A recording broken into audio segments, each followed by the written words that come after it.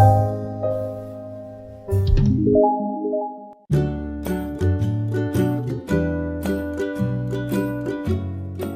friends, this is Urvi Tejas Jariwala from Leprocare Surgical Hospital and we are meeting here again.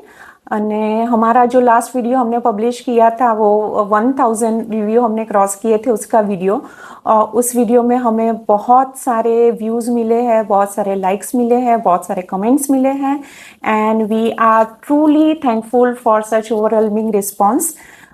Today we have Dr. Krupa Majmudar with us, who is a dietitian और वो हमारे लेप्रोकेयर hospital में पिछले 10 साल से जुड़ी हुई है.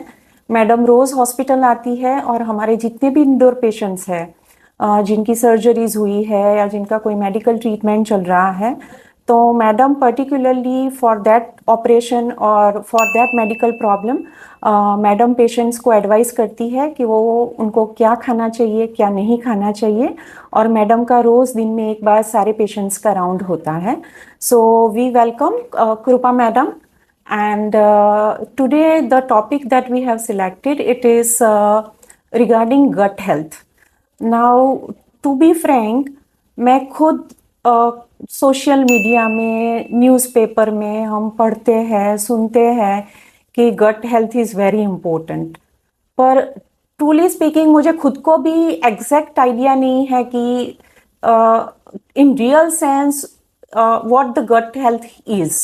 So my first question to you, madam, कि what is the gut health? Thank you madam, पहले तो मुझे यहाँ पे बुलाने के लिए, क्योंकि ये एक टॉपिक है वो बहुत ही इम्पोर्टेंट बन गया है. आजकल बहुत ही स्पीडी लाइफस्टाइल हो गई है जिसमें बाहर का फास्ट फूड है, ऑयली एंड स्पाइसी फूड का इंटेक बढ़ गया है और फाइबर और फ्रूट्स एंड वेजिटेबल्स जिसमें से हमें सबसे ज़्यादा विटामिन और मिनरल्स मिलते हैं उसका कंजप्शन कम हो गया है. अभी गट हेल्थ जो है वो ये सब के लिए बहुत, पूरे ओवरऑल बॉडी के हेल्थ के लिए बहुत इंपॉर्टेंट है. तो व्हाट इज गट हेल्थ? तो गट हेल्थ मतलब हमारे गट, मतलब कि हमारे डाइजेस्टिव सिस्टम में, जैसे कि आंत है, स्टमक है, उसमें फ्रेंडली बैक्टीरिया और ईस्ट होती है. तो वो उसका अगर संतुलन बिगड़ जाए तब ये गट हेल्थ बिगड़ती है, वैसा बोला जा सकता है. तो ट्रिलियंस ऑफ मात्रा में हमारे गट में बैक्टीरियाज होते हैं जिसका मेन काम होता है कि हम जो भी फूड खाते हैं तो उसको ब्रेक डाउन करके उसमें से जो भी न्यूट्रिएंट्स मिलते हैं उसको एब्सॉर्ब करते हैं. अभी कई बार पेशेंट्स आते हैं कि मैडम हम लोग नॉनवेज खा रहे हैं, स्प्राउट्स खा रहे हैं, हम लोग धूप में बैठ रहे हैं, फिर भी विटामिन डी और B12 का डेफिशिएंसी क्यों हो रहा है? क्योंकि आपकी गट हेल्थ अच्छी नहीं है, बैक्टीरिया प्रॉपर अमाउंट में नहीं है. तो आप जो भी फूड खा रहे हो तो उसमें से जो विटामिन्स और मिनरल्स एब्सॉर्ब होने चाहिए वो प्रॉपरली नहीं होते हैं, क्योंकि वो ईस्ट और बैक्टीरिया का संतुलन प्रॉपर नहीं होता है और उसकी वजह से हमें सप्लीमेंट्स वगैरह लेने की ज़रूरत पड़ती है. शायद ये जो गुड बैक्टीरिया वाली बात आपने बताई मैडम, काफ़ी के लोगों के लिए ये शायद पहली बार सुन रहे होंगे कि बॉडी में गुड बैक्टीरियाज भी होते हैं. तो नाउ द थिंग इज कि what is the role of this bacterias in the overall good health of a person. मतलब बैक्टीरिया किस प्रकार से हमारी अच्छी हेल्थ रखने के लिए हमें हेल्प करते हैं. यस मैडम, ये जो बैक्टीरिया होते हैं ना उसके 4 बहुत ही इम्पॉर्टेंट फंक्शंस होते हैं. सबसे पहला है कि हम लोग जो भी फूड खा रहे हैं उसमें से जो भी न्यूट्रिएंट्स मिलते हैं उसको एब्सॉर्ब करने का, उसको शोषण करने का काम ये बैक्टीरिया और ईस्ट करते हैं. जैसे कई बार पेशेंट्स आते हैं कि कॉन्स्टिपेशन है, गैस है, एसिडिटी है, ठीक है, तो वो जो माइक्रोफ्लोरा है वो अगर इम्बैलेंस हो गया है तो आपको इनडाइजेशन का प्रॉब्लम होगा. दूसरा, ये बैक्टीरिया न्यूट्रिएंट को एब्सॉर्ब करते हैं. तो कई बार पेशेंट्स बोलते हैं कि हम लोग धूप में बैठते हैं, फिर वेजिटेबल्स खाते हैं, फ्रूट्स खाते हैं, फिर भी B12 विटामिन है, विटामिन डी है, जो एब्सॉर्ब होना चाहिए वो नहीं होता है और काफ़ी सारे पेशेंट में वही डेफिशिएंट होता है. तो ये एब्सॉर्प्शन वाला जो काम है, शोषण वाला काम है, वो ये बैक्टीरिया करते हैं. दूसरा इंपॉर्टेंट फंक्शन के अभी हम लोग बोलते हैं कि एडल्ट्स में भी अभी पिंपल्स है, हेयर लॉस है, वो सब का प्रॉब्लम्स बढ़ गया है. तो उसके लिए जो इम्पॉर्टेंट विटामिन है बायोटिन, और ब्लड क्लॉट करने में जो इम्पॉर्टेंट विटामिन है विटामिन के, वो हमारे गट में बनते हैं. तो वो उसको बनाने के लिए ये बैक्टीरिया बहुत इंपॉर्टेंट है। बॉडी में कहीं पे भी इन्फेक्शन है, इन्फ्लेमेशन है, तो वो वहाँ पे पहुँच के रिपेयरिंग का काम करते हैं। और जो लास्ट फंक्शन है वो है कि हमारे बॉडी में सेराटोनिन प्रोड्यूस होता है। सेराटोनिन एक गुड हार्मोन है, उसको प्रोड्यूस करने में ये गट बैक्टीरिया बहुत ही इंपॉर्टेंट रोल प्ले करते हैं। अभी काफ़ी लोगों को लाइफस्टाइल की वजह से एंजाइटी, डिप्रेशन, थकावट वो सब ज़्यादा महसूस होता है। तो जब आपके गट में बैक्टीरिया का बैलेंस नहीं है तो वो सेराटोनिन कैसे प्रोड्यूस करेंगे, और हम लोग डिप्रेशन, एंजाइटी जैसे मूड स्विंग काफ़ी ज़्यादा फेस करते रहेंगे। This is truly, completely new information.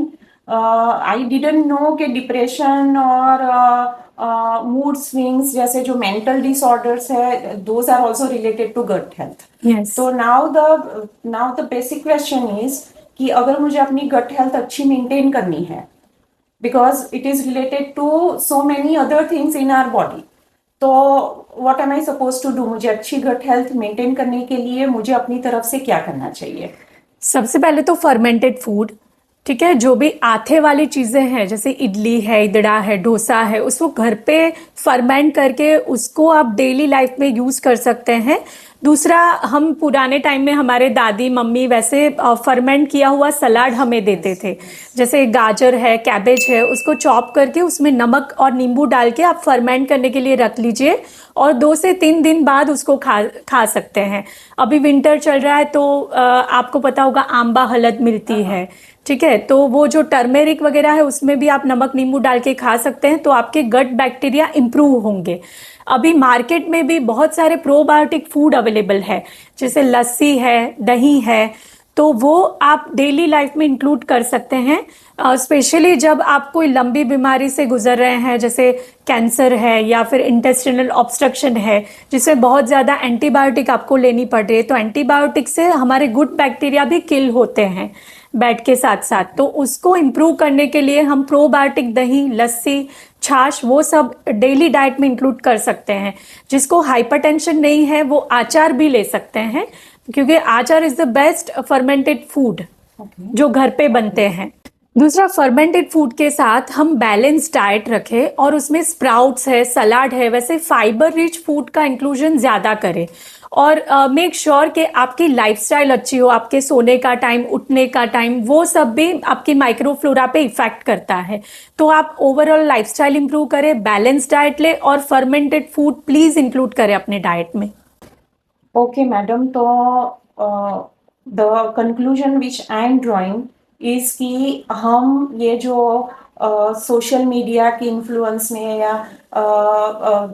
Specially new generation it is going towards a fast food, तो ये है कि हम अपने जो ट्रेडिशनल जो इंडियन डाइट है, अपना जो ट्रेडिशनल इंडियन खाना है, let us stick to it, उसी पे रहे।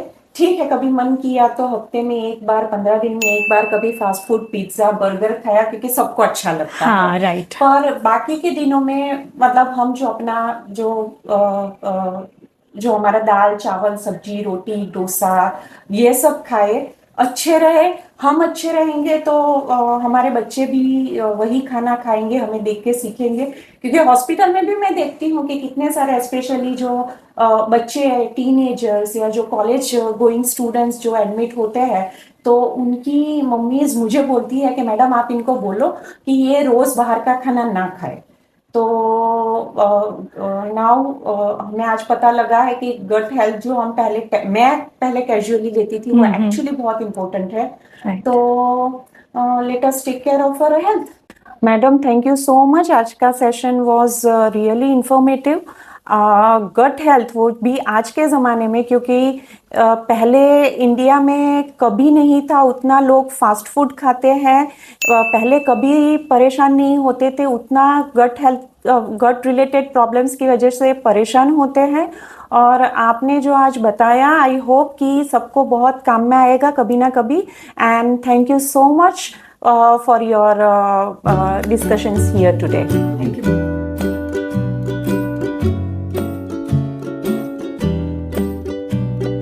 The shin